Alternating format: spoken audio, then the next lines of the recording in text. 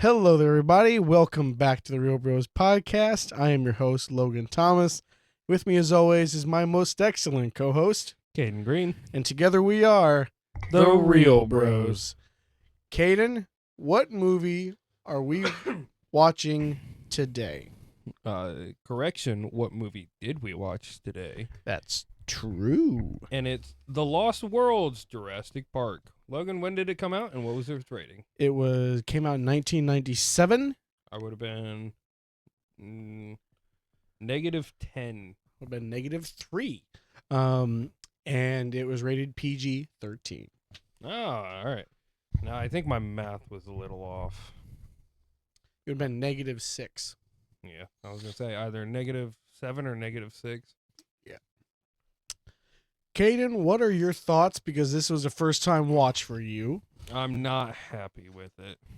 Okay, despite a few key vacations in this film, Which we'll get to.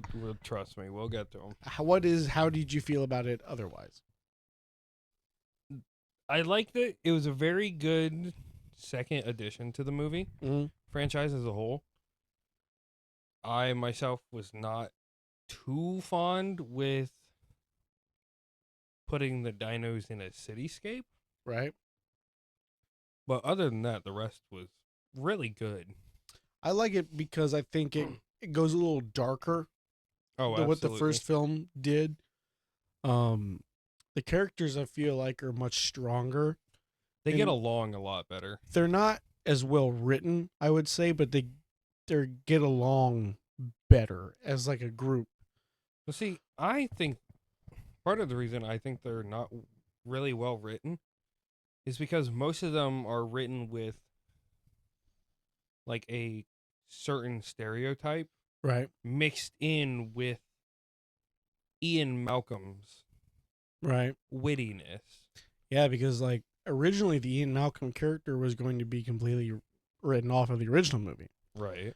And so like very thankful that they decided to keep the character included and we could get this kind of solo led film by him. And I really, if you think about it in a weird way, they gave us a solo movie with Ian and then we got a solo movie with Alan in 3. Right. So that was kind of fun that we just get to kind of see those two kind of like go off in their different directions after the events of Jurassic Park. So it's like a trilogy. It works really well, I think. Which the biggest thing is like it's stated several times in the second movie that the events happen 4 years Mhm. after the original. And then how long was it after the third movie? I would say 5-6 years because there almost wasn't the third one because of the production tales we talked about when we covered Jurassic Park 3 last year. Right. I can't remember everything off the top of my head, but I know it went through it had several issues off trying to get made and everything. This one doesn't have really as much issues as more of it does script issues, like what we normally cover on like what we had issues with like the Indiana Jones movies or whatever. Just so many different people trying to write scripts and scripts being thrown away or whatever. But Right. we'll get to that eventually. This movie is definitely more violent, Oh, absolutely. and I think it does the violence well. Oh, yeah. It does PG-13 violence well. Let me say it like that. All the blood, you can definitely tell the blood is fake. But yeah, I think it does the violence really well. The dinosaur action is definitely more intense and Mhm. the puppeteering is much more well choreographed in this movie than it is in the first one. Mhm. And you can definitely tell that they attempted to use more CG, Which that's not a bad thing. but like the CG looks amazing in this movie. It really does. When I think there's only a handful of times where I had to be like, yeah, that doesn't look too good. Yeah. And then like threes is all right, but you can definitely tell it's like they're trying to use some of the older software in the third one Right. while trying to use the newer stuff at the same time. and then Jurassic World is like a CGI only film. Right. At least like in the last three, they tried to come back in with like more animatronics and stuff.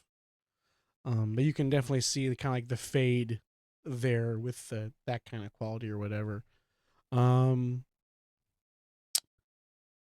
I for the longest time I said this one was my favorite there for a while until I really just kind of like took a step back and looked at all of them, and I just found my love for the first one to be more strong.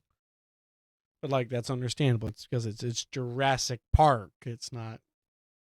It's Jurassic Lost World, whatever you want to call it. Yeah. Caden, you want to take us into your quick review if you ain't got anything else to say? Most certainly, good sir. Awesome, awesome. So, very quick review. Ian Malcolm, a character returning from the first movie, is given a almost mission by Dr. John Hammond, another reoccurring character. Mm-hmm. And this mission is to go to Isla Sorna to kind of scout out, document, and just all around research the environment and preserve the life of the dinosaurs that are living there. Yeah, because and I like Ian. Ian words it in this movie. He's like, "You went from capitalist to naturalist in just 4 years," and Which, I like mean, that's a impressive growth. yeah, and like the fact that you realize like these are genuine animals and like they're not meant to be on display in a cage. Right. Like you have accepted the fact that you brought these creatures back to life and like you want them to just live in their own private world. And that's why he calls it the Lost World in the beginning of the movie. Right. But yeah, I definitely like how they handled John in this movie, and they definitely show the growth. Sadly, this is the last time we see John Hammond. Um, but honestly, if they would have stopped after this one, I feel like it would have been a good 1-2 punch. It would have, but I don't feel like that would have stuck very well with the audience. Well, you gotta remember, so many people are divided on like 3, and then Jurassic World, the fourth one came out, and it was just like, oh my god, Jurassic Park's back, dude! Like, yeah. And then everybody just got divisive on all the other ones after that too. It's like, I don't know why people feel so strongly about certain ones when like, because like so many of these movies, they have strong plots, they have good characters. Oh yeah. But like some of them just hit and some of them just miss so hard, and I don't understand why. Because like they do attempt to do better every single one. Yeah, like most franchises would do. But like I think it's more of the fact that there's just never been like a through narrative, like the need for another one. Mm-hmm. You know what I mean? Yeah. It's just more of like, hey, let's make some more dinosaur action. Might When as like well. when like there's not like essentially kind of like Star Wars where like there is a story that needs 6 or 9 movies depending on who you ask Right. to tell. And like that's why I feel like if we would have been fine with one Jurassic Park, so many people would be happy. Oh yeah. But then we would never have gotten those advancements in CGI or animatronics or anything like that. And it's such a double-sided coin for that, you know what I mean? Because like it was last year when Rebirth came out. I have mixed feelings about that movie, but it's not for any reasons of like characters or anything like that. It's, and I'm going to get into it more when we cover that one. But it feels like there's 2 movies at play in that one. I cannot say I have not seen it. And Carly agreed with me because we went and seen it. Because like yeah, there's just two movies there, and you can just tell because like in so many of them they want to be like, let's have like that Steven Spielberg adventure, like grandiose, hopeful movie. But then like when they try to do like the horror stuff, it just people just get mixed about it. Right. I feel like if they were to do one solid horror movie in the franchise, like a dark horror movie, it might be one of the strongest ones they've made since the first one. Oh, most definitely. Because it will be the one movie that knows what it wants to be. You know what I mean? Yeah. And like kind of like when they did Jurassic World, like that one was almost more of a horror movie. Right. And all the other ones were like, well, uh we want more numbers, but we don't really want to do the same thing over again. So let's do this. You know what I mean? So Right. then you have so many people who say like Fallen Kingdom was like the Lost World all over again because half the movie was in the jungle, the other half was in another location, that kind of thing. Right. But I will say, me personally, I am not a huge fan of the later trilogy, quadrilogy, whatever you want to call it. the world films, Yeah, I'm not a fan of it. I think they have their moments. Like, don't get me wrong, I'm not gonna sit here and tell you that they're bad. It's just, in my opinion, I don't think they're that good. Yeah.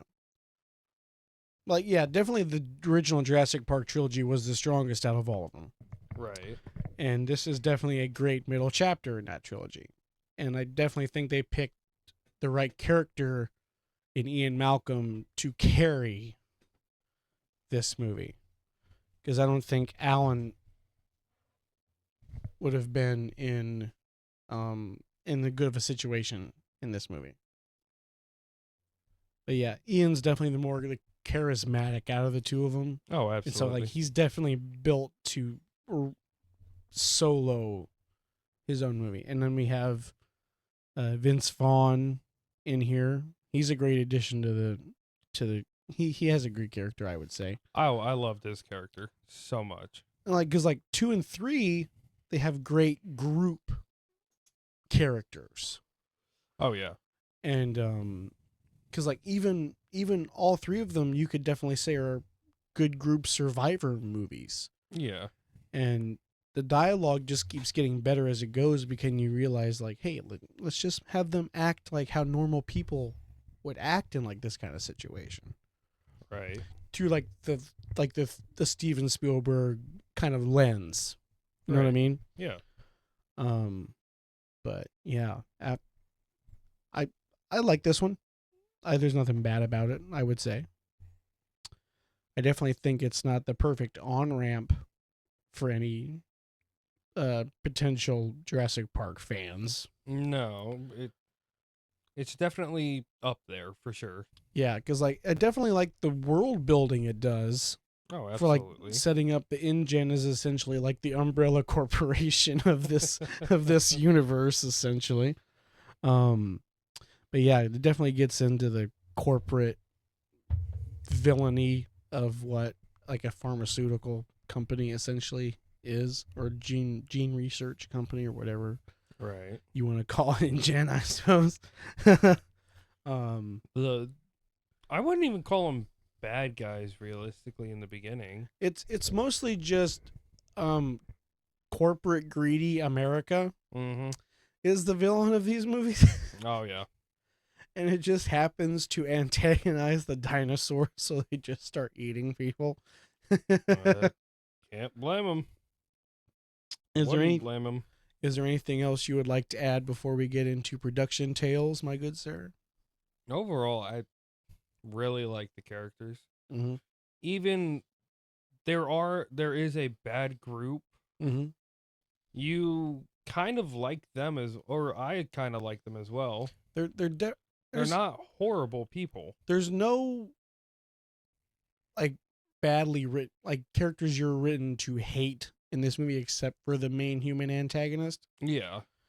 But like it definitely shows like in survival situations, like you have to make the best of a situation. Yeah, people will come together. And like yeah, that's so well written. And like when you first meet a certain character, I'm not gonna name any names, but like you think, oh great, they're gonna have like this bad Marlboro man, survivor, hunter man, bad guy kind of thing. And he turns out to be like one of the most caring characters Oh yeah. in the film. And you're like, hey, this guy's pretty cool. He's my new best friend. Sure. All right, Kane, are we ready to get in production tales? Yes, sir. All right, at ease, soldier. I said at ease. That's better. All right. After the release of the Jurassic Park novel in 1990, fans are pressuring author Michael Crichton for a sequel. For like the book. Is it Crichton or Cretan? It's Crichton. Okay. And so, and he never thought he'd write one, so he didn't want to write one. He's just like, there's not going to be a sequel. There you go. While shooting the 1993 film, Spielberg believed that if a sequel movie were to be made, it would be about the retrieval of the canister containing dinosaur DNA lost in the events of the first film. That would be a good story to tell. Oh, absolutely. And like, I just can't believe that nobody has wanted to tell that story outside of the Telltale's video game that we got. Was that any good? I never got hands-on chance to play it. But I've definitely watched gameplay of it. Right. It definitely has the kind of things from a Telltale game that you would expect. Okay. Just like all the quick time events and essentially like a movie or a cartoon that like you get the chance to control every whip stitch. I'm definitely more excited for the upcoming Jurassic Park video game, Jurassic Park Survival, which is a first-person horror game set 12 hours after the events of the original movie. Ooh. And you're playing as a InGen scientist who's trying to escape the island like 6 hours after the events of the movie when everybody escapes. So then you're like this young woman trying to escape, and all the dinosaurs at this point have taken over the island. Ooh. Okay. Yeah. They announced this game like 2 years ago. They said it would be before 2028 that we get this. So I'm hoping like that means like we could get it later this year or early next year. That would be great. I've been waiting on that game for a while. I don't know. Just getting it in general would seem like a big step. Yeah, because like so many of these franchises, they don't realize that their futures could be in video games. Oh yeah. Because like fans want to like experience like those kind of emotions, those kinds of experiences through the lens of like, hey, I can control this and not just watch like, oh, a paleontologist try to survive a dinosaur island. You know what I mean? Like there are so many fan games of dinosaur horror games, you know what I mean? Mm-hmm. But like a AAA Jurassic Park game that could sell. You know what I mean? Oh yeah. And there are diehard fans that are willing to pay money for that. That's just kind of like going back to the Indiana Jones and the Great Circle discussion. Like that franchise's future will most likely be in video games. Oh yeah. And like if they refuse and if they like decide that, hey, we're not going to make the movies anymore, and it's possible because they haven't announced another one. Right. Like they could be like, oh well, maybe there could be more video games in there for us, because like there are holes in those in between the movies and stuff where you could set video games. Right. Because like there could be an entire video game on Isla Sorna That would be good. of just like trying to like explore or like document like a Lost World video game. And it's just like you get the island as like an open world game or something. That would be huge. Oh, absolutely. But You're not just. I know you said it, but you're not watching it. You are the event. yeah, and like You're living through it. if they were to build the map is exactly like how they had the map in this movie with like the zones and stuff, it could work. Oh, absolutely. And like maybe even add like a survival element in there, like you could build like a shelter or something. Like there is so much they could do with this franchise in video games, and it's just lost potential because they're gonna be like, we got movies, you know what I mean? We want to just make more like alien looking dinosaurs or genetic experiments or whatever. And like I do think it's kind of funny how in later movies are like dinosaurs aren't scary anymore. Well, yeah, because you don't make them scary. You make them fantastical. You're like, oh my gosh, it's Rexy. It's like having an Avenger show up on a movie or something. Like, come on. Yeah. You have the guy who made Jaws, the greatest PG-13 horror creature feature of all time, tackle dinosaurs. Boom. And we're just going to make genetic ones instead. Yeah, that's. I don't know. That was a bit of a tangent. A little bit. Oh yeah, all that came back from the DNA canister. Talks of the sequel began after release of the first film because of this financial success. Spielberg held discussions with David Koepp and Crichton, who both wrote the previous film, to talk about possible ideas for the sequel. The production schedule for a second Jurassic Park film was dependent on whether Crichton would write a sequel to the first novel. In 1994, Crichton said he had a story idea for another book, which would then be adapted into a film. At the time, Spielberg had not committed to directing the new novel's film adaptation, as he'd planned to take off a year from making films.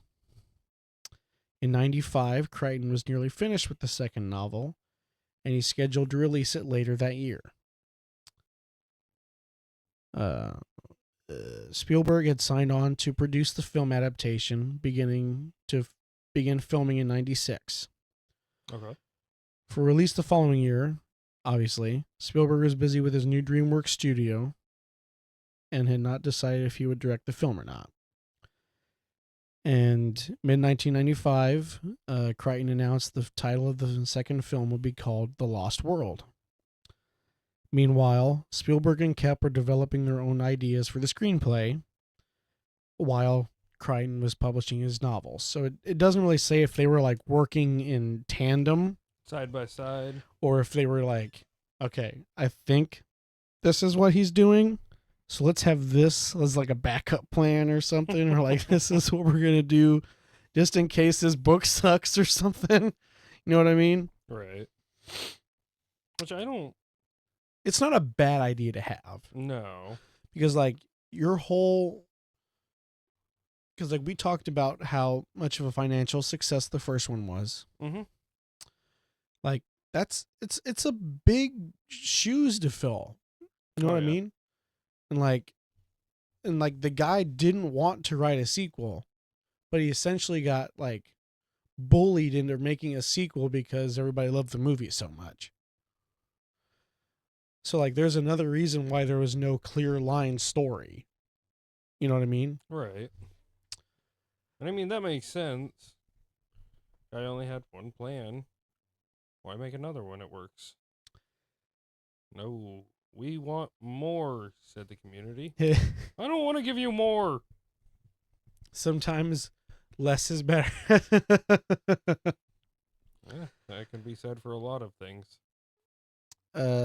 Crichton's novel was published in September of 1996, and Spielberg announced he would be directing 2 months later.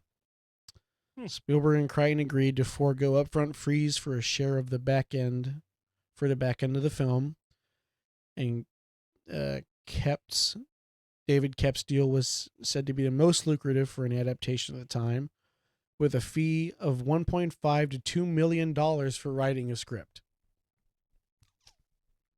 We are in the wrong business. Hopefully, not for very long. It's going to be a good long time before we get to filmmaking. But you know what? If we get there, we got ideas. Just know that. Yes. And they will not be expensive ideas either. No. Because we know we're going to have to pay for it. Out of pocket. Yep. We're not trying to be Markiplier. We're just trying to show that it's possible for independent people to make films. Doesn't mean it'll be good. It just means it'll be done. Yeah. Great. Joe Johnston had offered to direct the film, but he eventually directed Jurassic Park 3. Okay. And I remember talking about that when we covered Jurassic Park 3 last season. Storyboarding, because Steven Spielberg is famous for essentially making a movie from a collection of storyboards. Storyboarding began in 1995.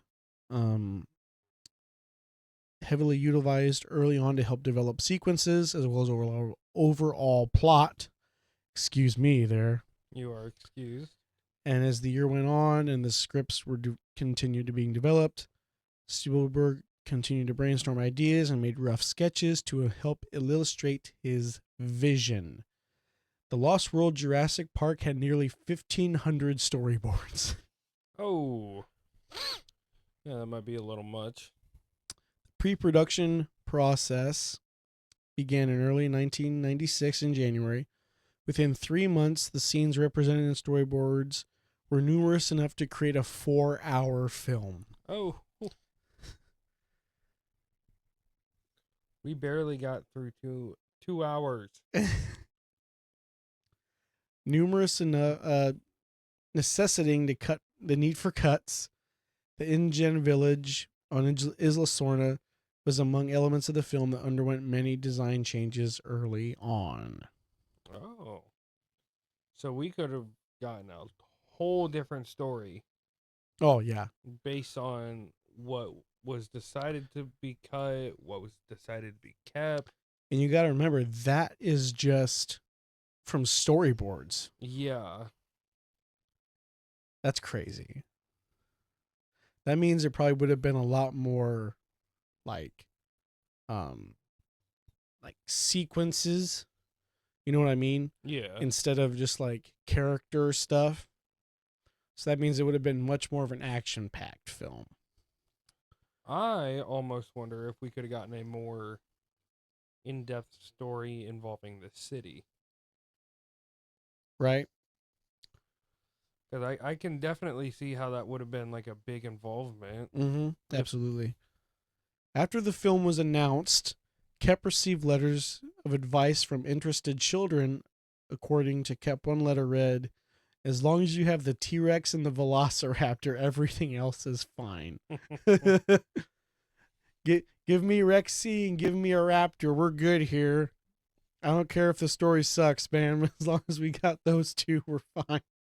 And really, those really the only dinosaurs we get in here, except for maybe maybe like 5 other like. We got the Stegosaurus. That was like one sequence. We got the Compies. The Compies are like the biggest addition. We got the We got the one with the long horn. The Pompadour. Yeah, you know what The, I'm talking the about. one they call Elvis, yeah. And then we got The Pachycephalosaurus. yep. And I think that's all we got. Yeah. And like there was like a herd scene that had a couple other specimens or species, but like it was just like real like quick glances, so they weren't like integral to the story. Right. Um, let's see here. Kept kept that letter as a reminder. That's what he said here. There were 9 drafts of this um film. Oh, jeez. Yeah. Here's something interesting. The character of Robert Burke is based on an actual paleontologist. He was the one that had the snake. Okay. Based on Robert Baker, who believes the T Rex was a predator. Like, yeah. Like, come on. Giant man-eating lizard. Why wouldn't he be? The Lost World Jurassic Park features several previously unfilmed scenes from the first novel.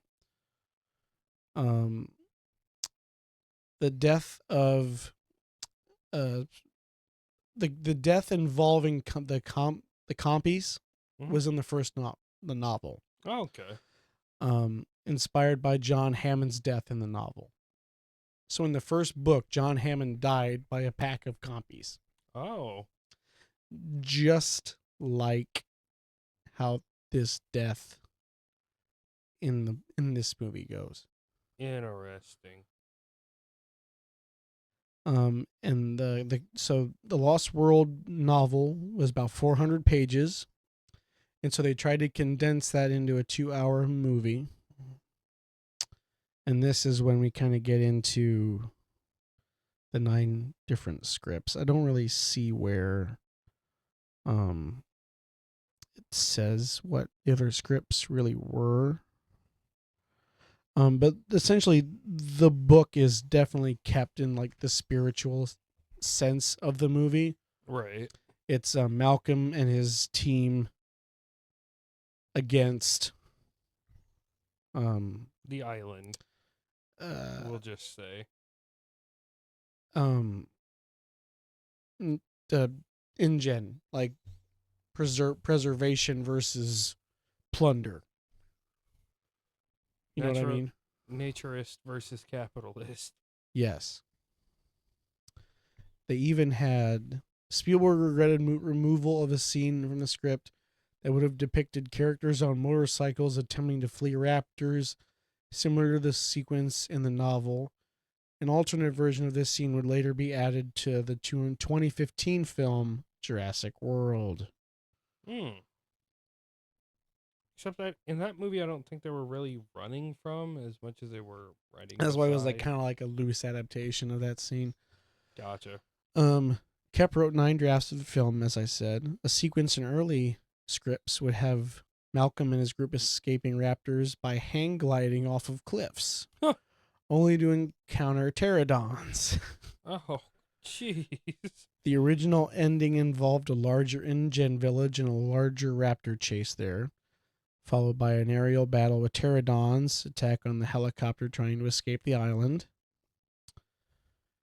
And a part of that ending, Spielberg also considered having pterodons swoop down and carry off humans and animals with their large beak. So that would have been interesting. Let's see here. This is funny. Spielberg had gone back and forth on whether or not to include in like the city stuff. Because he felt like he didn't want to make Godzilla. Those are his exact words. The main reason not to do it had been if that it wasn't done right, we'd be suddenly remaking Godzilla.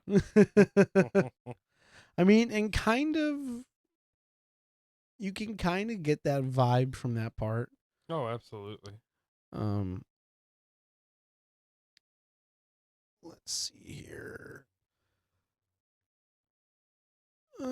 a funeral scene. So originally they were going to kill off Hammond in this film.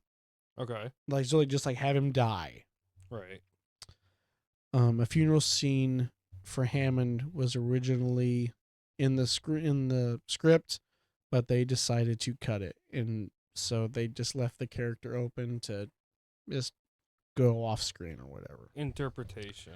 Yeah, because like you don't know if he's dead by 3 or whatever, but they definitely announce that he is dead in 4. So, and that's pretty much it for the production tales. On to the budget and the box office. Caden, this movie was made on a budget between $73 and $75 million. You didn't even let me guess. That's the box office. That's the budget. Oh. It became a massive financial success, grossing. How much do you think this movie made? You can do this, buddy. $420 million. Lower or higher? Are you okay? Are you trying to guess domestic or worldwide? I did the domestic. Domestic is lower. 270 million. Just a little bit lower, man. 240 million. You are like so close. Lower still? Yeah. 238 million. $229 million. Domestically. Worldwide. Don't tell me. Is it higher or lower? It's higher than 400. 758 million. Lower. Oh, that was really loud. Oh, I'm sorry. 521 million. Higher. 643 million. Do you want me to tell you? Higher or lower? Lower. 612 million. 618. You're gonna get it one of these days, No, buddy. I won't. Making it the second highest grossing film of 1997. Okay. Kind of makes me wonder what the highest Opening weekend, it made back $72.1 million. Just in 3 days, the movie made back its entire, nearly its entire costing budget. Oh, that's impressive. It even says here, despite a higher budget than the original, it was a highly profitable film. Well, if it works, it works. Caden, are you ready to get into the breakdown of the movie? Yes, sir. All right. As per usual, this is your one spoiler warning. Go check out the film if you haven't seen it. Come back and join us when you're done. All right. Are you back? Awesome. Go back and watch it again. Yeah, it's better the second time around. You might have missed something. You never know. Are you back? Good. Go watch it again. Spend your entire life just rewatching The Lost World Jurassic Park on a loop. And then, while you're watching that movie, come back and hear us say, and then watch it again. Just check in with us every 5 minutes and just hear us say, go back and watch it again while you're at it. We're your motivation for this journey. Yeah. A dumb journey, but we're here for you. Totally not screwing with your life for the rest of your existence. But it's fine. It's fine. We believe in you. You have the power. Yeah. All right. Now then, let's actually start the movie, shall we? The movie begins with a title card. Sorry about that. Big old jug of water. Actual jug of water. With a title card announcing Isla Sorna. It's about 40 miles from Isla Nublar. Yes. And that's pretty much all we get. We get our little title card or whatever, and and the camera pans from the ocean over to like a yacht, like a yacht boat. And there's a British family who is having like a fancy lunch, dinner, something like that. Breakfast, lunch, dinner, brunch, something like that. Um, and they're very rich, obviously. Yeah, they have butlers. Yeah, they have like 6 butlers or whatever. But they seem like good people Yeah, yeah, regardless. yeah. Their daughter is eating like a roast beef sandwich, and the mother is very much like a very kind of helicopter mother, I would say. And she just kind of like wanders off on her own, eating her sandwich, and she spots a little lizard, which we will come to find out is a Compy. Angry little lizards. And very angry little lizards. So, for those of you that don't know, which they don't really say it in the movie, compies are like miniature velociraptors. Yeah. They are pack hunters. And like these packs are like 20 or 30 of them, if not more. Yes. And they are very agile. They're agile, they're fast, they're jumpy, they're persistent. Yes. Honestly, if you think about it, compies are like one of the scariest things you could encounter. Because like you could just be like, "Oh, hi, little compy," and then you turn around, there's like 50 of them dead. And she gives one of them a little slice of roast beef or whatever, and then she turns around, and there's like more of them, and they're starting to jump up on her, and we hear like her scream, and then everybody runs and checks on her, and then the mom just lets out like a shriek. And I wrote this down, funny Malcom transition for this part, because it transfers from her shrieking to Malcolm yawning on a subway, and the shriek is the sound of the train brakes squeaking. Which I love when movies do something like that. They're like little like kind of funny transitions, but they're so self-aware about it that they know people are going to find it funny. Oh yeah. And so Malcolm's on the subway, and apparently he's come out publicly about what happened in the last film, and it's kind of backfired on him. Like, no, some people believe him, most of the people don't believe him. Like I heard, like they say he's lost a lot of his credibility, lost his job, all that stuff. And so that's kind of like a repercussion, and like just you see how people just like interact with him or look at him or whatever. And apparently he's been summoned by John Hammond, the man himself. And we get a glimpse of his house, and it's like a gothic mansion. Oh yeah. We don't see much, but from what he even calls it creepy. And we get to see Lex and Tim from the first movie. Which I'm sad we didn't get to see more of them. This is the last time we see them in the franchise. So, I'm not really a fan of it. Like, it's nice to see them kind of grown up a little bit. But, like, they're the original kids. Yeah. Man, like, if anything, it would have been cool to see them come back in Dominion or something. Right. Too, you know what I mean? Like, maybe that could be a potential other film if the story is just right or whatever. If they want to bring in the legacy of John Hammond, like full circle or whatever. You know what I mean? They want to follow after Alan Grant, something like that. Yeah. But yeah, sadly, this is the last time we get to see them on screen as of now, that we can say. Possibly ever. The likelihood of them both coming back are extremely low. But you can never say never about these kind of things. Yeah. We also get to introduce to our main antagonist of the film, Peter Ludlow. He is John's nephew, and he has taken control of InGen from John. He's not horrible, but he's also not a good guy. He's definitely a greedy guy, and he wants the company's best interests above like anything else. Right.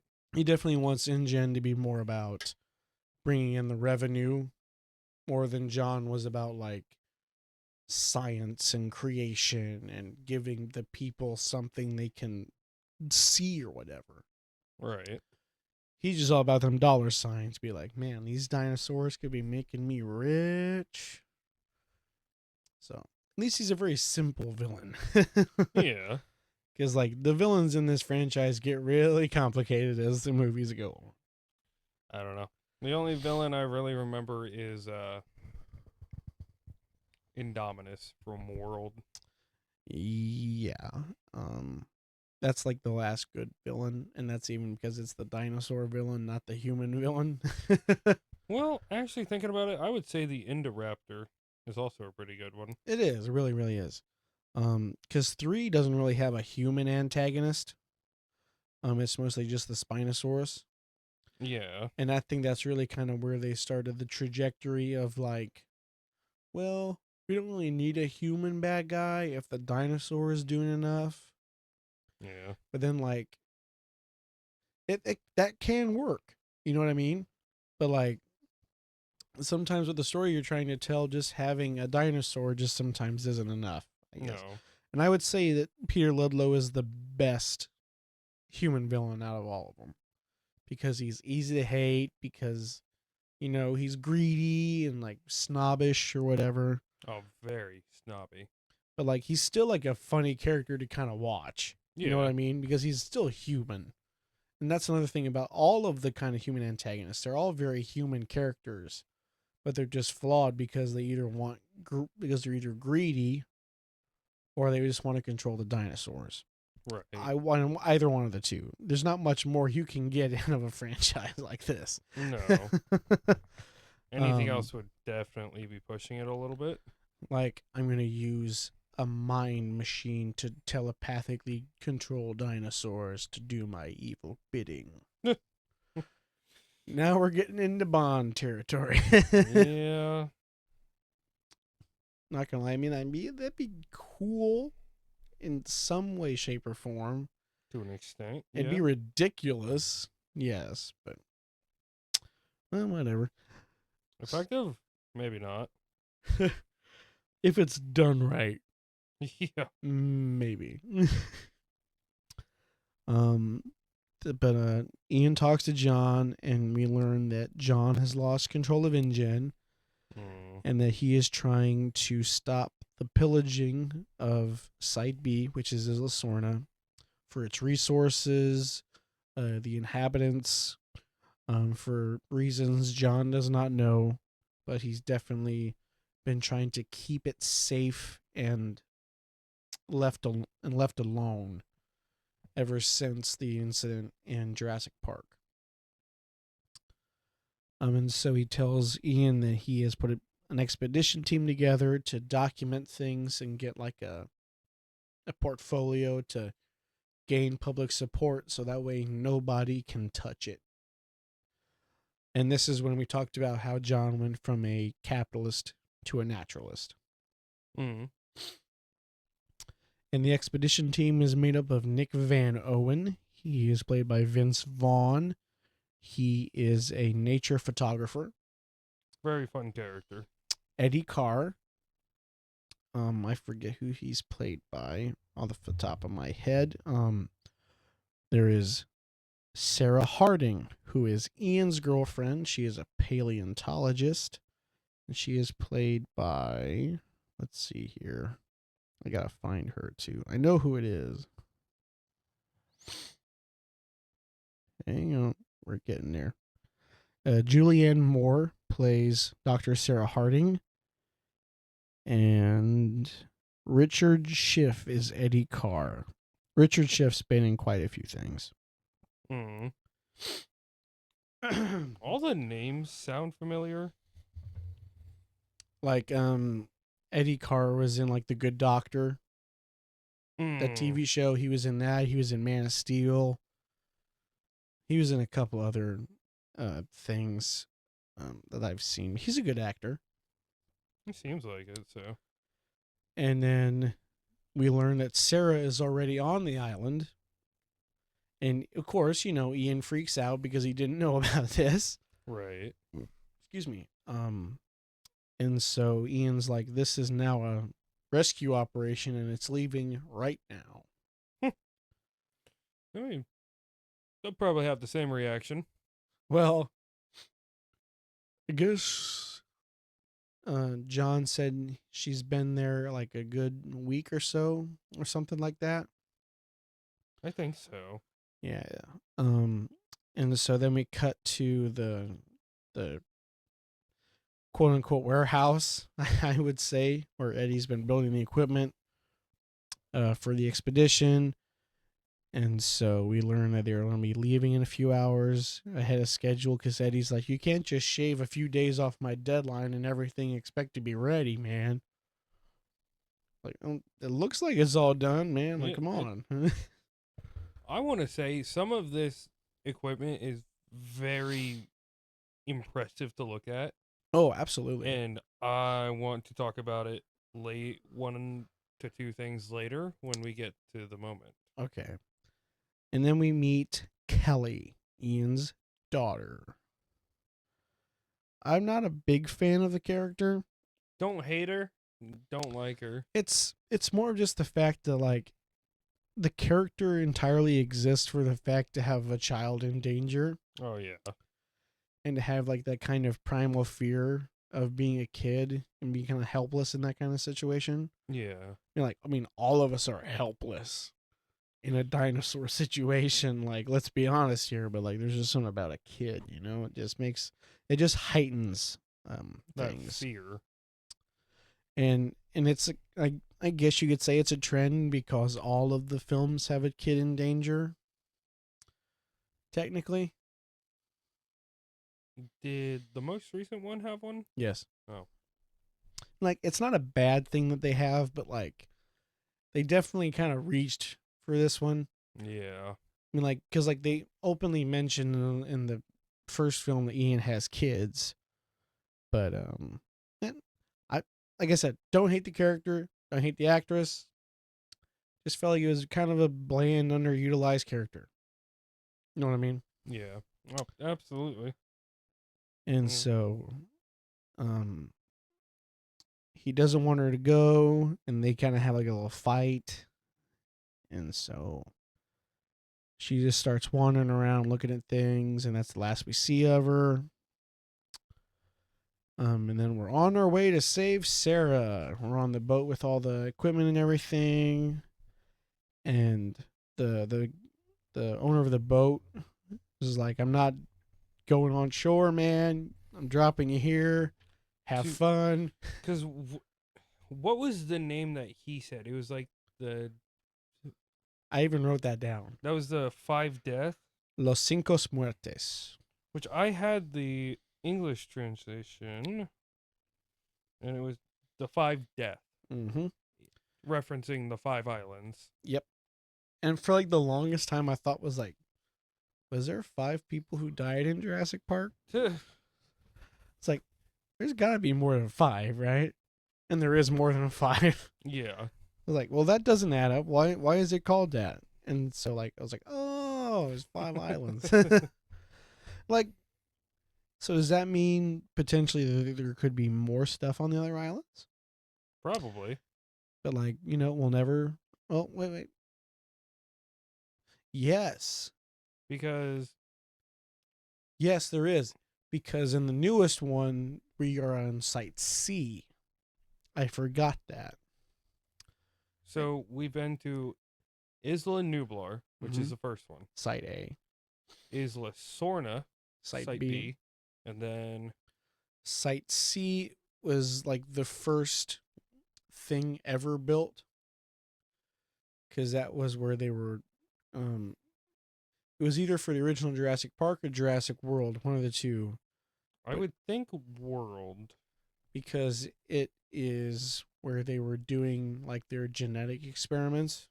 World. Yeah. So. Yep. So they definitely expanded on the lore for the 5 islands. 2 more islands to go, Let's do something with them, bro. So What we got? You're gonna say something profound. No, no. Oh, okay. So we have. Well, this doesn't make sense. What? It's not showing Isla Nublar. On what? What I looked up, because I looked up. Oh. Okay, so Isla Nublar is not part of the five death. It is often grouped with them. Oh. So the five death refer to, and I'm going to massacre most of these. So please accept our dearest apologies. Isla Mantanceros, known as the first accessible island in the archipelago, often serving as a starting location. Isla Murata, often hit by storms, it offers a higher challenge than the initial location. Isla Sorna, known as Site B, it was the main location for breeding dinosaurs in The Lost World in Jurassic Park 3. Isla Takano, known for its tropical setting, though it can still be hit by severe storms. And Isla Pina, known for having very little space for development, with most operations taking place at night in a difficult environment. Hmm. That's interesting. It is. So maybe there isn't much they can do on the other islands. Oh well. So we're back. So we're on the island now, and we get to see some of the equipment. Well, no, not yet. Not yet. Sorry. Um, they're essentially walking around in the jungle, and they find her, and they find a backpack. Backpack. I hate you for that. I know. And then we see a Stegosaurus herd, which is our first glimpse of CGI in the movie, and it's done pretty good, I would say. For the time, yeah, it looks phenomenal. Would you say the CGI in this movie is better than the first one? I don't know. See, that first one just held up so well. They knew how to do it because most of the CGI was done at night or in a nighttime setting. Right. I think this one works a little bit better because you think about it, there's kind of like a color palette change. Because like in Jurassic Park, there's more like browns, Mm-hmm. and in this one, it's more greens. So I feel like they can do a little bit more with textures and stuff, and with the darker colors or whatever. And I think they look pretty good. They look pretty good in this movie. Me personally, I think the CGI is better in the first one. Okay. But like I said, that's just because they did utilize the nighttime aspect, Right. so Yeah, they could gotcha. definitely get away with more flaws. Absolutely. And we find Sarah, who scares Nick while he's recording Stegosauruses. And she goes to take a picture, and we have like a chase, like a small little attack scene of just the Stegosauruses protecting their child. Nothing too serious. CGI. Excuse me. There's one practical thing where Sarah's in like a log, and they have like one of the tails like go into the log. I like that. That shows that they still attempt to use both. You know what I mean? The actual baby Stegosaurus was Yes, practical. the baby Stegosaurus was 100% practical, and I loved that. That was a great piece of practical effects. Then we're walking back to base camp, and there's a fire at the base camp. Caden, how is there fire at the base camp? I don't know. Somebody must have been cooking something. Who would have been cooking? Probably somebody that shouldn't have been there, that was specifically told not to come along and to go to a babysitter for the next couple of days, but purposely chose to ignore her father figure. We're referring to Kelly. You know what? You were going so good on that. I just feel like I should have just left it alone, and I'm glad I did. Although I was kind of waiting for you to give me like a cue or something and be like, we should say it at the same time. Oh. But like, I was like, you know what? I'm just gonna let him do it. But yeah, My bad. you're fine, bro. You did it really well. I like that. Kelly stowed away, and as you can imagine, Ian's not too thrilled about all this. He's definitely in like protective dad panic mode Oh, absolutely. for like the next 10 minutes. And so he's trying, and I didn't write this down, but I should have because it would have been a little funny thing in my notes. Ian in this movie hates the satellite phones. It's like an ongoing struggle with him for this movie. And so he's trying to call the boat to come get him and Kelly so they can leave. Right. And then we hear a noise. Choppers. InGen is like invading this island on like a military scale. Yeah, I did like a hostile takeover Oh yeah. because they immediately touch down and start just taking over. Oh, absolutely. You can I could understand why people would be like, "Hey, it's like apocalypse now, man. They're just coming in here, man." But like they have like Humvees and like they have like some killer equipment, man. It's incredible.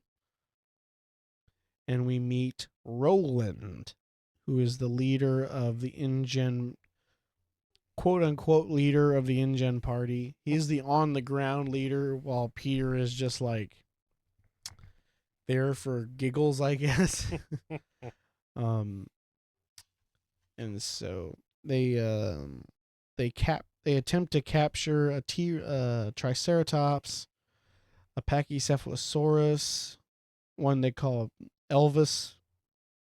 It's not an Ankylosaurus. I don't know the name of it. The Bronchiosaurus? No, the one with the horn, like the slick back horn. I can't remember the name of that one. It was something. That's why I like the names that they give him. Like the Pachycephalosaurus, he's like the fat bald one, Friar Tuck, that one. And so Peter tries to give like a bad order, and Roland just like shuts it down. And it actually makes sense. He's like, I've been on way too many safaris with rich dentists to hear any suicidal ideas. I am in charge while we are here, not you, because you paid me to be here.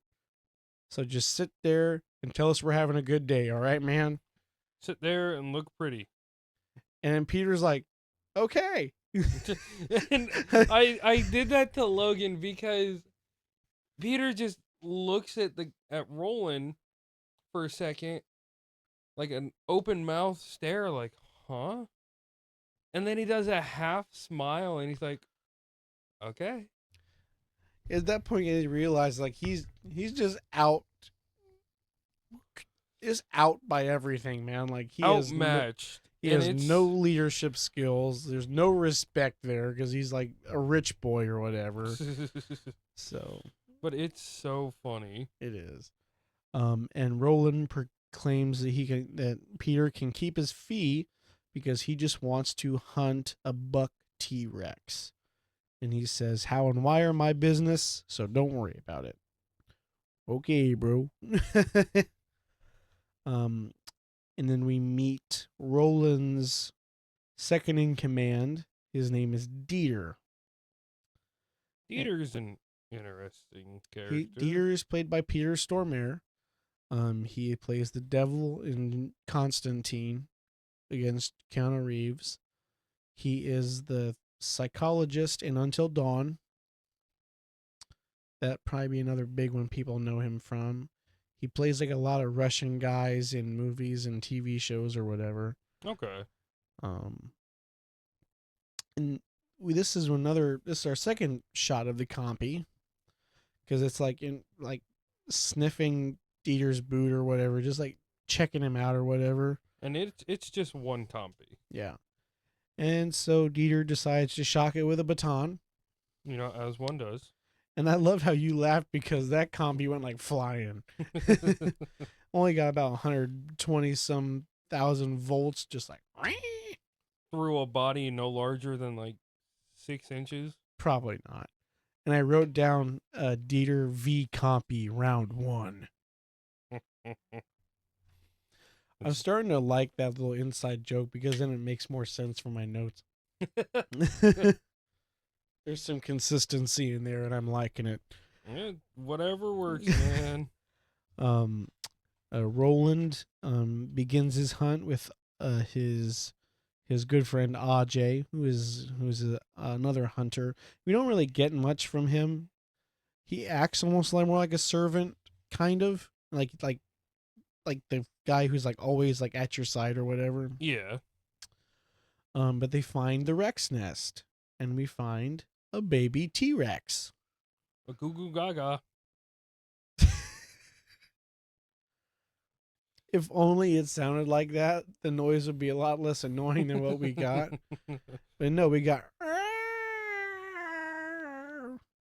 for like a good solid half hour of this movie. It wasn't that horrible to listen to. I just didn't want to keep listening to it. Caden had some thoughts about what happens next. So they decide to steal the baby and put it in a trap to draw the Rex to where Roland wants it. Yeah, and the entire time it's just crying out like, "Ah! Release me!" It's so sad. Like this is why like when the movie starts out, like, oh man, this guy's gonna suck. This guy's gonna be a bad guy or whatever. But then we go over to InGen HQ, which they have a pretty decent setup. Oh yeah. For only being there for a day. Like it's pretty impressive. Oh yeah. Well, you got to think the original command before the guy told him to change it was be done in 30 minutes. Right. So yeah. And while all this has happened, just our core group just kind of just been observing how they've been doing all this or whatever. Yeah. And so Ludlow is on like a pretty much a 90s Zoom call with his I would say a broadcast. Yeah, with his stock superiors, stock, whatever you want to call them. People in charge that are rich. Yeah. Businessmen. And Peter talks about Jurassic Park San Diego, which is John Hammond's original idea. It was an amphitheater park, and it's already built and everything. It just needs livestock, essentially. And so at this point, Nick has said that John told him about this, that it might have happened. And so Nick releases all the dinosaurs. Nick and Sarah, sorry. Nick is a plan B if they were still there when InGen got there. And we learned that he's an environmentalist. Very, very proactive. And I think that's what makes Nick so endearing is because like he does what he thinks is right. Yeah. He doesn't do it for money. He just does it for the sake of doing it. And so he lets all these dinosaurs out. Caden, what happens exactly? Well, during the guy's Zoom call or meeting, he's in a little tent and I want to say Triceratops. I know it's Triceratops. I'm just trying to say probably about a teenage Triceratops. Busts through the wall of the tent, destroying all the equipment there. And it actually kind of scared me a little bit. It is a decent jump scare. I will say that. Because like you don't expect it and he's just in the middle of a sentence. All of a sudden, boom! There's a Triceratops and somehow there's explosions. But while that is going on, Nick rescues the baby Rex. Good on him. Um, and then we cut back to Ian, who is now back at the RV. Caden, tell us about this amazing RV. Okie dokie. So, Eddie, the guy in charge of all this technology, made a 2 wide RV. So it's just 2 RVs connected. And he also made 2 kind of Mercedes style rovers. Oh yeah. By the way, all the vehicles in these movies are all funded by Mercedes. Like it's definitely a brand thing. Oh, yeah. So like I just want to put that out there. But think of the Batcave.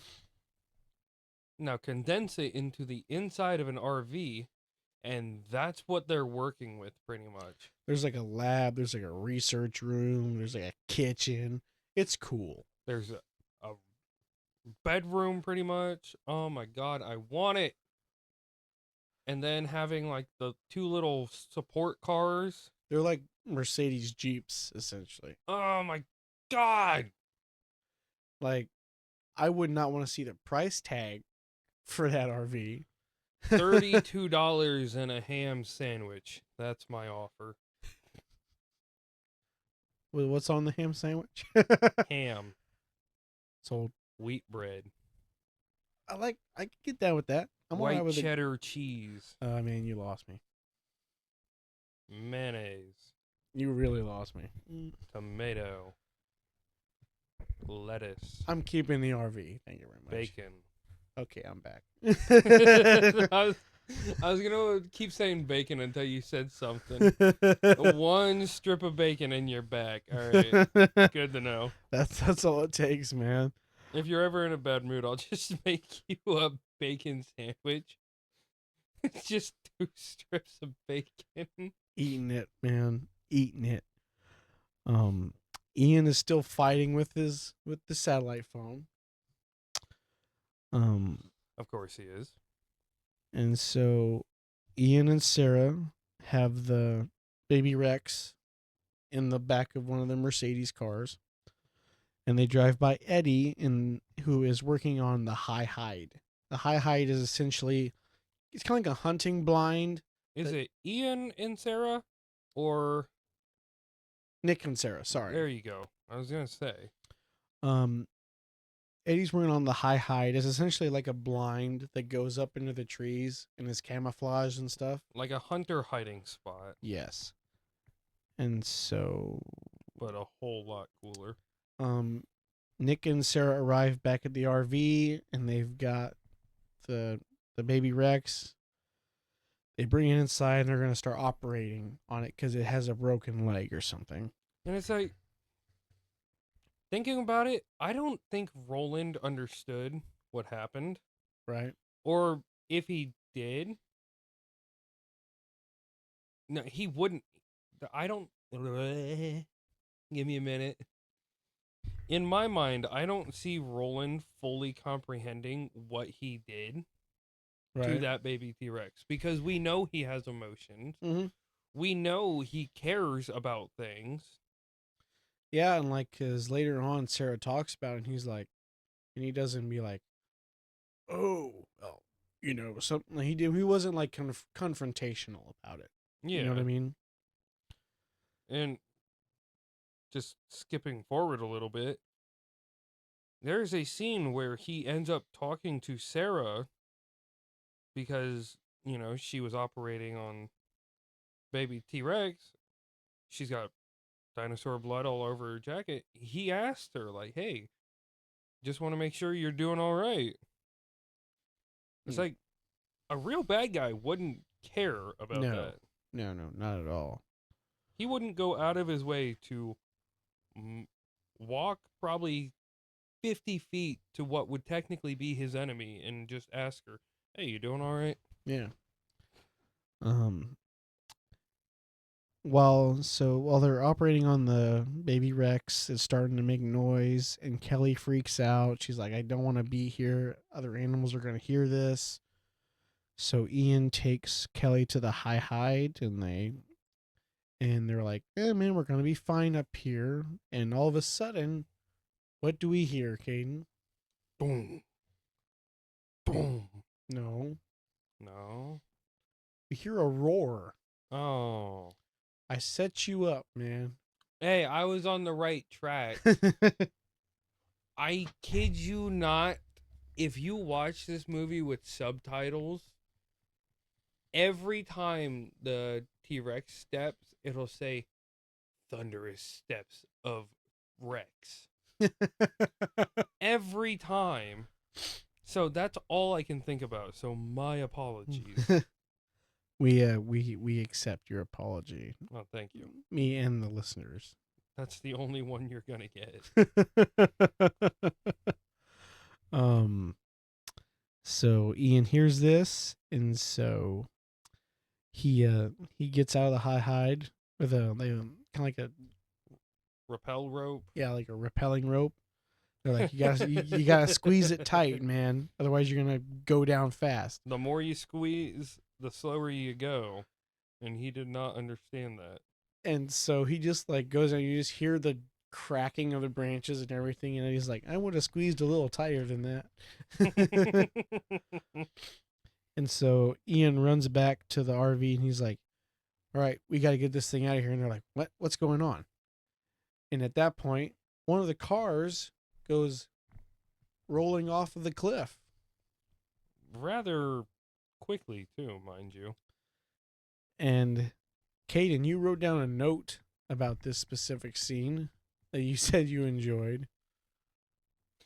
I asked Logan if this was the same T-Rex we've seen in the movie, in the previous movie.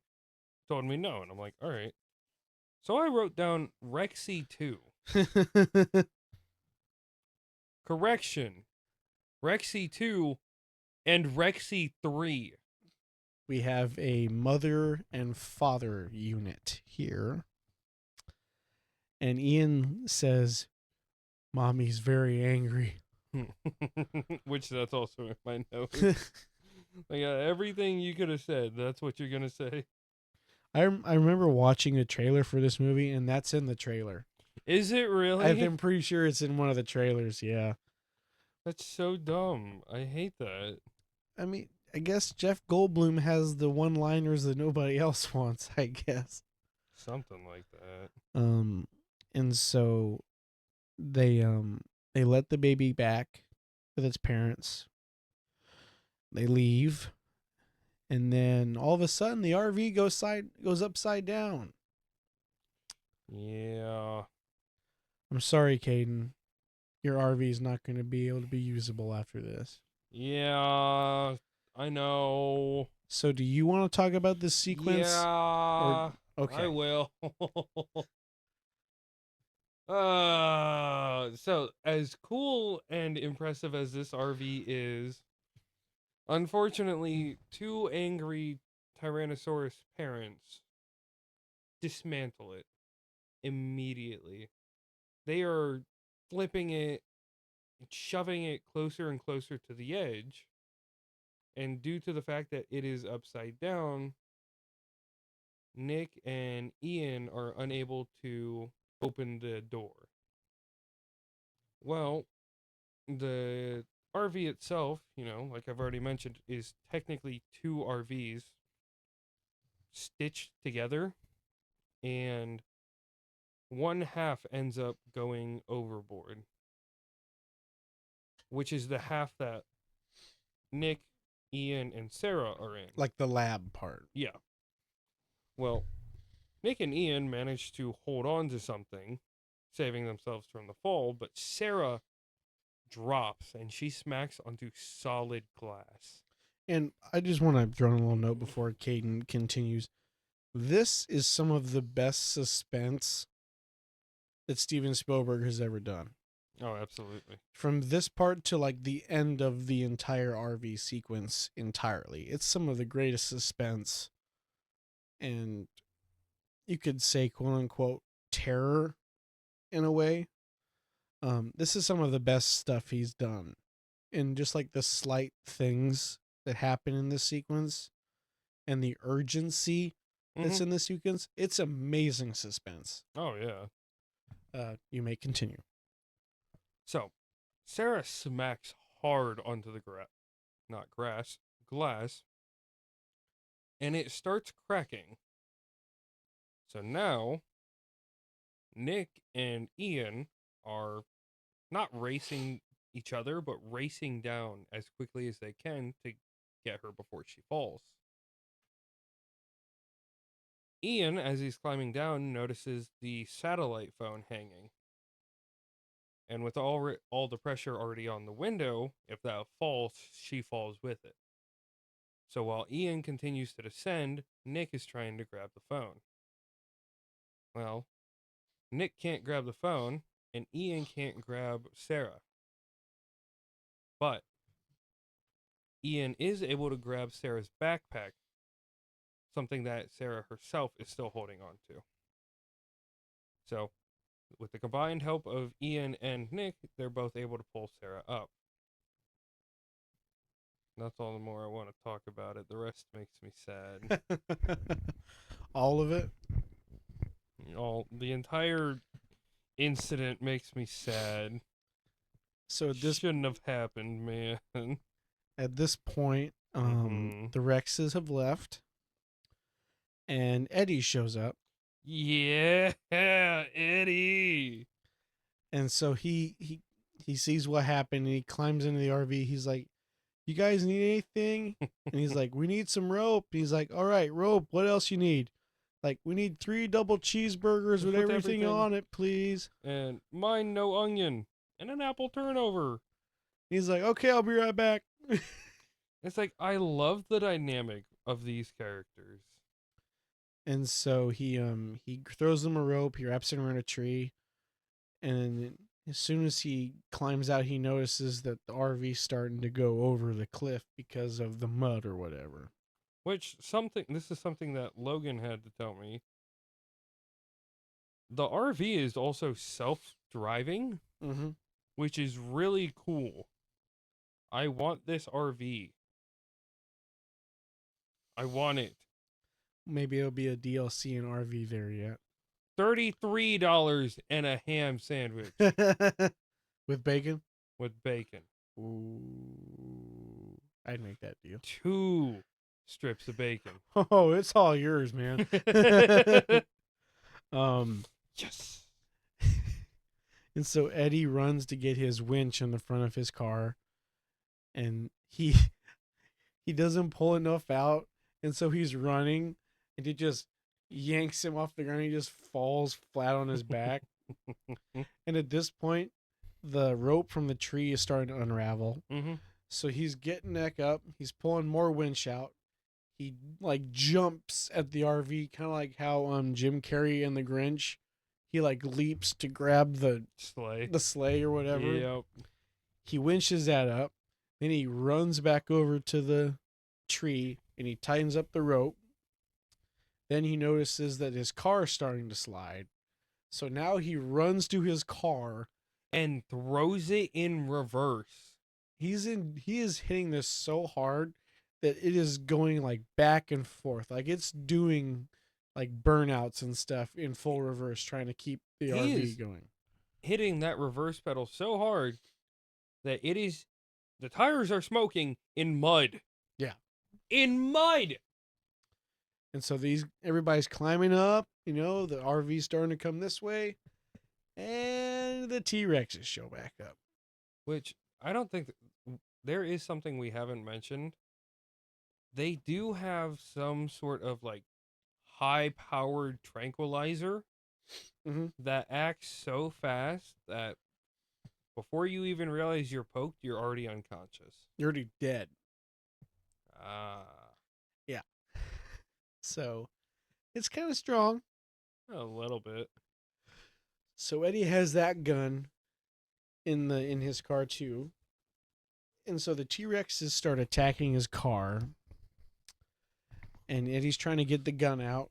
It's trapped on a rope or whatever. While all this is happening, he still has his foot on the gas. He's fending off 2 T-Rexes.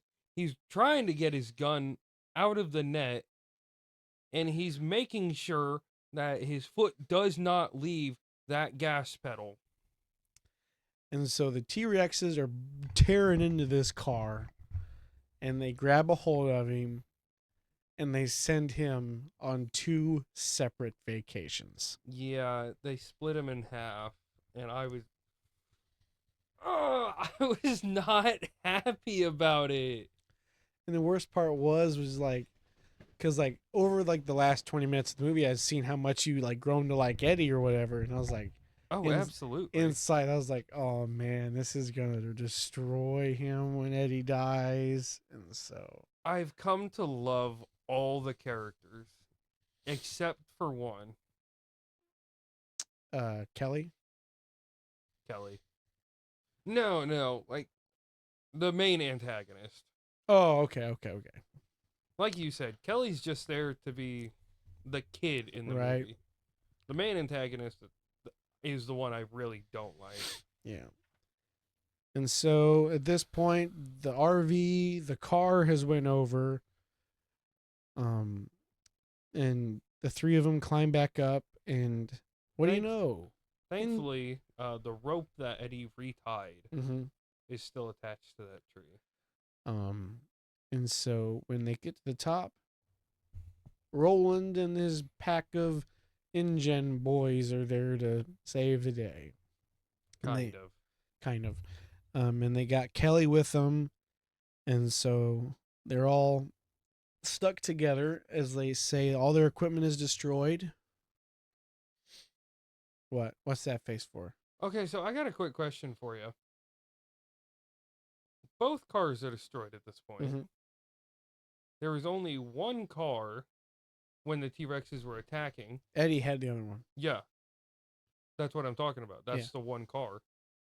You need the winch to lower and raise the high height. The high height is on its own thing. Oh, is it? Yeah. Because when looking... Well, that's because they had that car there. Because that's where Eddie was. Okay. I was going to say, because he was using the winch to adjust it.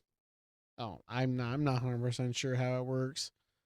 That's a question you'd have with the continuity people. No. Not me. And so all the satellite phones are dead, destroyed, and everything. So they're all stuck together, and they realize. And this is when Nick announces that he's an environmentalist, because they're like, "You're the one who let all the dinosaurs out," because Roland recognizes them. Then we learn that there is a communications tower in the old InGen operations village, and they're like, "All right, let's go." And Peter says that is where all the velociraptors live. Yeah, the one animal we have not seen yet, or dinosaur. And I wrote on. I like this note I wrote. I wrote walking simulator. And so at this point, we are taking a break from our journey, and this is when Roland asked Sarah. Yeah, about her if she was wounded or whatever. And Dieter needs to take a potty break, and he asks his buddy Carter to keep an eye out for him. And as he walks by, we learn Carter has headphones on. Very interesting choice when you're in a jungle of dinosaurs. Unfamiliar setting, mind you. Right. And I wrote down Dexter v. Compy, round 2. Dexter or Dieter? Dieter, sorry. I don't know where you got Dexter from. I've been watching Dexter, all right? I apologize. You should. Caden, how does this go? Not bad at first. He starts getting chewed on by the compies. And then one of them bites his lip. Yeah, and that's probably the worst injury. And like it was like a practical compy. So it was like imagine on his lip. Imagine taking like pincers or I was something. going to say like needle pliers, needle head pliers, and just putting them on your lip. And just going like a toothbrush. Or pinching them on your lip and trying to pull it off. Yeah, it was gnarly. But he did it. Yeah. And all the compies kind of back off for now. And so he's on vacation. No, he does a little bit of running. He does put it off for a while, but eventually, They're persistent hunters. yeah. Their whole thing is that, yeah, you can run from them as much as you want, but they will catch up. Mm-hmm. And they do. And this time, there's easily 30 or 40 of them, whereas last time there was barely 10. Yeah, there's a decent amount of them. Mm-hmm. And so I'm going to call them the company, so everybody all their survivors, they're like, all right, move on, breaks over, and Roland comes and gets his gun, which he leaned up by Sarah when Sarah and Nick. And Nick asked Roland a little while ago, like, why do you want to kill the thing that's alive on the planet for the first time in millions of years? He's like, I want to be like that guy who climbed up Everest. Like, I want to live. You know what I mean? Like, he wants to be like a guy like, I am the only man who's ever hunted a T-Rex or something like that. Right. And so he grabs his gun and they move on and they realize that Dieter's missing. And so Roland leaves to find Dieter. And at this point, Dieter is dead. Yeah, ripped to shreds. There's like a little waterfall because he like crawled over this log and there's like a little stream coming underneath the log. Mm-hmm. This stream is red, man. Oh, yeah. And they do this trick a few more times with water and blood to kind of play it off. And it's a nice effect, all things considered. Every time they do it, it's a nice effect, I would say. They set up camp and Roland returns and they're like, yeah, we found what pieces they didn't want. Killer line delivery from this guy, by the way. Like, that's a horrible way to describe someone dying, but it's accurate. It is very much so. And so they're like, all right, we're close to the village. Let these guys sleep another hour, then we're gonna move on. We're like, all right. And Kelly and Sarah are in a tent. Snacking. Yeah. These guys get snacks and these other guys don't. They get to starve. What the heck, man? Is it because they're women? I don't know. Yeah, maybe. I think so. I think it is, yes. Because they get a tent. Everybody else has to sleep on the ground. So there's no difference there, No. And so against the wall of the tent, we see a T-Rex, man. The shadow. A shadow of a T-Rex. And you pointed out just how cool you thought this was. Yeah. Shadow and silhouetting on objects. I think it's a cool way to show, like, just how imposing figures can be.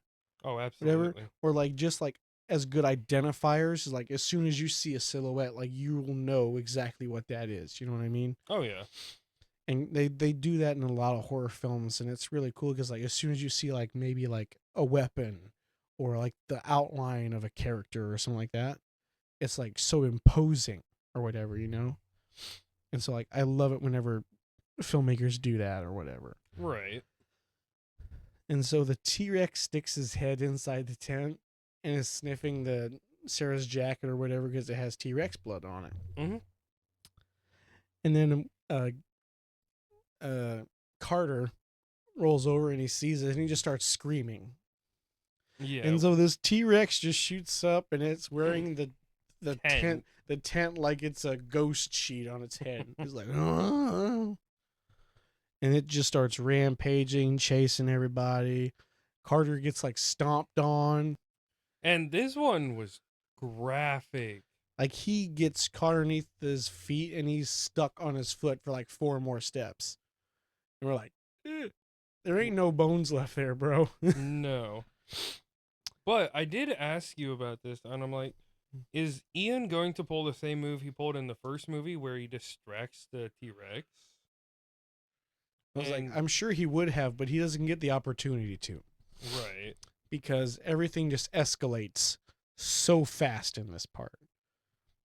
Everybody's just like gunning it for like the village or whatever, like in that direction. And so we get Nick, Sarah, Kelly, and Robert Burke, who's a paleontologist. They hide in a waterfall. Right. And so Robert Burke gets a snake go down his shirt, and this T-Rex can't reach him in this waterfall. He gets panicked. T-Rex grabs him by the arm, yanks him out. The Waterfall waterfall becomes turns. red. It is graphic, man. It's so cool to watch, though. And so at this point, everybody, all the other guys are running into tall grass. Mm-hmm. Caden, you take this part because this is your favorite part of this section of the film. So, who's the guy that's shouting? Ajay. That's Roland's real right hand man. Yep. So, Ajay is yelling at everybody, "Don't go into the tall grass. Don't go into the tall grass." And immediately you already understand why, but you don't see it, you don't hear it. The only notice you get is when you get an aerial shot of everybody in a singular line. And then you see all these other lines breaking down from the tall grass closing in on the people. And you're like, oh no. Dude, we got whapped up in here. And it was not a safe bet. Dude, they were like stealth killing people in this line. They were like, wait for the back one. Got him. One of them even jumped out by like 20 feet in the air just to surprise someone. And I love the shot because this guy just turns around, he just like points the flashlight, he just like yelling, man. He just stops. And then they just like it's like Batman, like it's pretty cool and funny and terrifying at the same time. Oh yeah. And so nobody in this group survives. No. Nobody. No.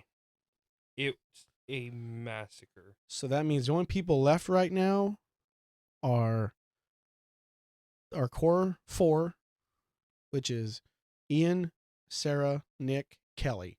Yep. Back at the campsite, Roland right now is going toe to toe with a T-Rex and a dart gun. Oh yeah. And it is a wonderful thing to see. It's so fun. And so it just switches back over because it wants to leave you on kind of like a cliffhanger kind of thing. So Nick goes on to the village because Ian twists his ankle or something. And so he gets to the village, goes to the comms room. He turns around and there's like a giant mural of the original park or whatever. And I told Kane, I was like, these guys are nostalgia farming after one movie. Like, good on you, but a little soon, don't you think? And now we have a raptor showdown. Oh yes. I'm not going to go too much into this just because of like how many moving pieces there are into this. Right. I'm just going to say gymnast stuff.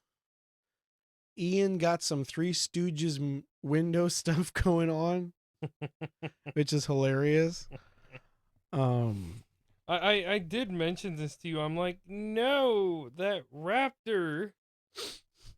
Because, real quick, one of the raptors ends up getting kicked out a window and impaled by a metal spike. Yes, because Kelly got kicked from the gymnast team, and she like grabs on like a pipe and she just like spin stuff and she like swings out and like Chuck Norris kicks a raptor through a window or whatever.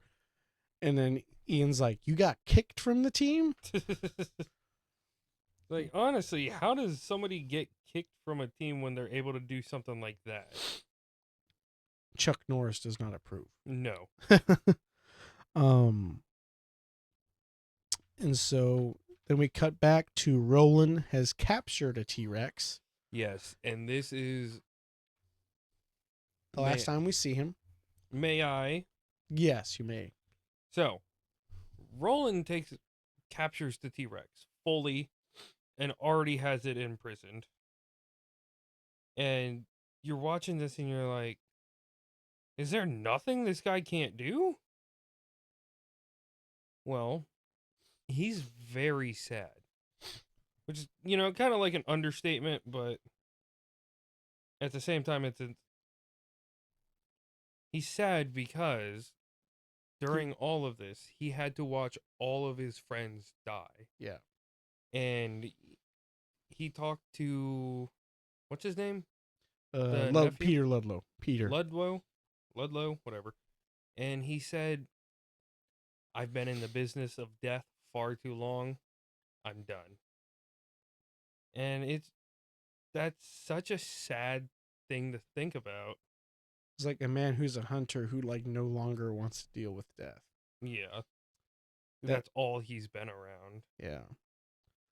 So we finally escape the island, and finally a helicopter comes and saves our valiant Quadrio. Sure. I was gonna say, what comes after a trio? A group. Yeah, at that point. So, as they're driving over, or flying over, my apologies, Sarah and Nick see that, T-Rex is captured. And Nick drops the slugs from Roland's gun. Yep. And he says, this is one souvenir you'll never get back. And you're wrong. I'm wrong? He meant they're not going to capture any dinosaurs or whatever. I was going to say, I don't think I'm wrong. If I am, I apologize. I mean, you're correct in that sense, but yeah. But then we are in San Diego. Yeah. And Peter and his InGen mustache twirling businessmen villains are awaiting their shipment of their dinosaurs for the Jurassic Park San Diego. Ian and Sarah arrive to be like, hey man, this is wrong or whatever. And the ship is not responding. So, this ship is coming in at 26 knots, dead straight for the dock. Which, do we know how fast that is? If you will look it up, I will continue. I'm looking that up. This ship crashes into the dock in about 20 feet or 40 feet-ish of the dock, and it just stops. And so everybody boards and find out what happened. 29, almost 30 miles an hour. That's not terrible. No, that's not. But still, this brings me back to what I was talking about originally. Something that heavy should not be stopped even by wooden boards that quickly. Even if it's moving 30 miles an hour. Yeah. That thing would tear into the actual street. Yeah, absolutely. But I'm getting ahead of myself. My bad. All the crew's dead. Yes. And so everybody and so they open up the cargo hold. And what do you know? The T-Rex is awake. And it is not happy. So when Roland captured it, they put it in a comatose state. So they gave it adrenaline. Yeah, pretty much just straight adrenaline. And they didn't know how much to give him. Yeah, so Sarah is like, you gave an antagonist an unknown dosage of adrenaline. And he's like, hey, we're sorry, man. We didn't know what we were doing. So now, at this point in the story, there is a T-Rex running through San Diego and high on adrenaline and trying to find his baby because Peter took the baby as well and is in the facility. It's in the Jurassic Park facility. Yes. So Ian and Sarah are racing over to here because they're going to do the same thing they did with the trailers. They're going to use the baby as bait to get it back on the boat. Because something we didn't discuss, T-Rexes are very territorial. If it catches a scent of of its family or whatever, it's going to go there. It'll consider where the baby is as part of its territory. Yes. Which is why everybody was on the move when the trailer originally was destroyed. And so we cuts back to the T-Rex who's just walking down the suburb, minding his own business. Stumbles across a backyard pool and starts taking a drink. And there is a Fido, and it just barks at it. And then the T-Rex just growls at it, and the dog just whines and goes in its doghouse. Nope. And so there's a kid. And he's I love the kid though. He's so funny. He's like, he sees this and he's like, Mom, Dad, there's a T-Rex in the backyard. No, because he wakes his parents up. He like jumps on their bed, like pulls their covers off, and just Mom, Dad, there's a dinosaur in the backyard. Calm as can be, and it's like, buddy, you should be freaking out. And so he takes him back to to his bedroom, and their parents are like, oh my God!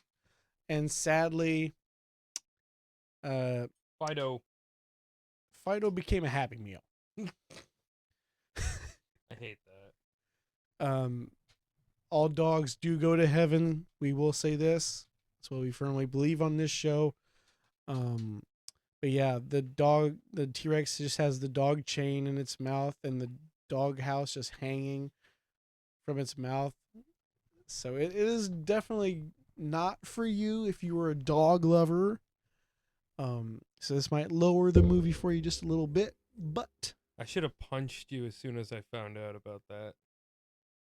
I was like, because I told him, I was like, you're not going to like this part. He's like, why? And so I just kind of like kept to myself. And as soon as he saw that, he was like, no. I love dogs. I love dogs. But then we cut back to Ian and Sarah, and they grab the baby, and you told about this car chase or whatever. Not much of a car chase, but like the sheer mania that's happening right now in San Diego. There's like cars doing like Dukes of Hazzard stuff, doing like donuts. Like, oh no, there's a dinosaur there. Never mind. I'm not going that way. There's crowds of people just running and ridiculous. And the funny thing is, I've never been to San Diego, but I don't believe there would be that many people out and about just walking at that point in the night. And this is like probably like 10, 11 o'clock at night, I'm going to guess. Oh, I would say even later. But no, the T-Rex sees the baby with Ian and Sarah. They lead it back to the dock. And I love this part from the sequence. So Ian's driving with Sarah in the back seat. And they're driving by warehouses, and Ian knows the layout. Sarah's like, "Isn't there a way through the warehouses?" Ian's like, "There could be." So he crashes his car through one of the doors or whatever. And I would say he didn't just drive through one. I would say he would probably drove through a couple. Oh yeah, probably. But he had a nice car. He had a nice car. Jurassic Park has a lot of nice vehicles. They do. They really do. That's what most of the budget goes for, I'm sure. I want the gyro spear from Worlds. Oh Lord. But they get the baby back on the boat, and Peter sees this, and he's like, "What'd you do with that infant? I want it. Give it to me." And they jump off the boat. Peter goes down to the cargo hold. He sees it. He's like, "Come to me. It's okay." And in the background, you see the adult coming down the stairs. And as it's slowly creeping up, the baby's kind of running circles around Peter until it eventually just runs to the parent. And Peter starts freaking out. And he's like, "Don't kill me, don't kill me." And he darts it for the stairs. The T-Rex is like, "Nah, brah, you're staying here." He grabs him by the leg, and he like swings him over. And then Peter's like, "Don't kill me," while crawling to try to save his life. And then the baby's like, "You know what? I'll do it. Screw you, fool." and he just jumps on him, and then the T-Rex just has like a proud face. I was like, yeah, that's my boy. And now we're at the problem of how do we make sure the T-Rex doesn't jump off the boat? Answer: shoot it in the head with a sedative dart and close the hatch doors. And then it cuts to the next morning or sometime later. The boat is a little over halfway back to Isla Sorna with the dinosaurs. And we learn and we see a interview with John Hammond on the news. Talking about how like these animals don't need us to survive. Yeah. They need our absence to thrive. And he kind of reiterates the point of the original novel or whatever. Life always finds a way. And then the movie just bookends. And I want to point out the people watching the news are Sarah, Ian, and Kelly. Yeah. Except Ian and Sarah are passed out on the couch. Yeah. So, and that is Lost World Jurassic Park. Yeah, baby! Caden, what are we going to be covering next week? That's a good question. Isn't it going to be Jurassic World? It will be Jurassic World. Let's go! And for the next few weeks, we'll be covering over the next 3 or 4 Jurassic movies. Which, the Jurassic World, I have seen 2 of. Mm-hmm. I know you haven't seen the newest one. Because I've seen Jurassic World. And you've seen Dominion. Yep. And then, because that's the one with Grant. Mm-hmm. And then, what comes after that? Rebirth. I have not seen Rebirth or Fallen Kingdom. So, yep, you'll be sticking with this series for the next. Oh no! Wait! India Raptors Fallen Kingdom. I have seen Fallen Kingdom. Okay. So the only one I haven't seen is Rebirth. Okay then. All right. So you'll be sticking with us for those the next few weeks, and we'll be diving right into another series to continue season 2. Yeah. So, all right. We'll see you guys next week. Question. Oh, yes, your question. Go right Okay. ahead, my good sir. I got 2 of them. Do you have any? I did not have any, no. Shocker. Wow. All right. Would you rather have the Humvee Jeep things from the first Jurassic Park movie or the RV Mercedes combo from Lost World? RV. Yeah. There's much more you can do with those things. Oh, absolutely. And now, how many compies do you think you could realistically win against? Realistically? Uh-huh. Maybe 10. Because after that, you have to worry about them biting specific things, you know what I mean? Yeah. Because, like, you can only fight off so many of them at once, and then if you just throw them off, they're just going to get right back on. So it's like 10 is probably, like, the most manageable a human could probably do. I don't know. Maybe you. I'm probably tooting my own horn, but on a good day, I could probably take 15 of them. 15, 20. Okay. Because everybody thinks, oh, yeah, I'll just take care of them when they're on me. No, you got to take care of them before they even get the chance to jump on you. It's true. Stomp them, kick them, punch them, do whatever you can to keep them away from your face. Yeah. Your face and the neck. Face, neck, spine, like the belly area, so they don't make sure they don't puncture any vital organs. Because like what they do is they pick at you. Well, see, the thing with the spine is they'd have to get through clothing first. Well, like the neck right here. Yeah, that I said the neck. Right, yeah. But the stomach, that's mostly fat or because like if tissue muscle. If they were to get so much, then you might have to start worrying about bleeding issues or whatever like that. But to actually get to the organs, they'd have to get through bone first. True. Yeah, I don't know. I wouldn't want to find out. No, definitely not. I'll stick with imagining me taking down 15 to 20 compies. Okay. I'd never want to fight. I do have one question. Yes, sir. You think this movie would have been better if Alan was in it? I don't think so. I think Ian does a good enough job. I do too. Honestly, nothing against him, but this is definitely an Ian-centric movie. Mm-hmm.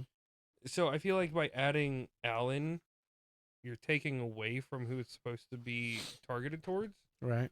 And you're just kind of lessening the movie. Absolutely. So, all right. Well, I guess we will see you all next week while we talk about Jurassic World. Oh, yeah. I'm Logan Thomas. I'm Caden Green. And this has been the Real Bros Podcast. See you guys later. Bye-bye.